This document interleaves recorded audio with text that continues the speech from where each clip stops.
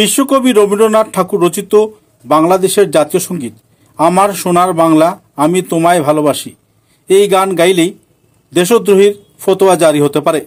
এমনই ফতোয়া জারি করেছেন মুখ্যমন্ত্রী হিমন্ত বিশ্ব শর্মা। বিভিন্ন সভায় প্রকাশ্যে তিনি ঘোষণাও করেছেন, সংবাদ মাধ্যমে গণমাধ্যমে বিবৃতিও দিয়েছেন। এই ঘটনাকে কেন্দ্র করে বরাক উপত্যকায় তীব্র প্রতিক্রিয়া পরিলক্ষিত হচ্ছে। উল্লেখযোগ্য যে শিলচর ক্ষুদিরাম বোস প্রতিমূর্তির নিচে 6 নভেম্বর শিলচর শহরের বুদ্ধিজীবী সহ বিভিন্ন সংগঠন কর্মকর্তারা উপস্থিত হয়ে মুখ্যমন্ত্রীর এই ফতোয়ার বিরুদ্ধে তীব্র প্রতিবাদ করেন। তারা বলেন, বিশ্বকবি রবীন্দ্রনাথ ঠাকুর সমগ্র বাঙালি জাতিকে এক করার জন্য স্বাধীনতা আন্দোলনে এই সঙ্গীত রচনা করেছিলেন, যা সকল স্তরের বাঙালি নাগরিকদের মুখে মুখে প্রতিদিন ঘুরে।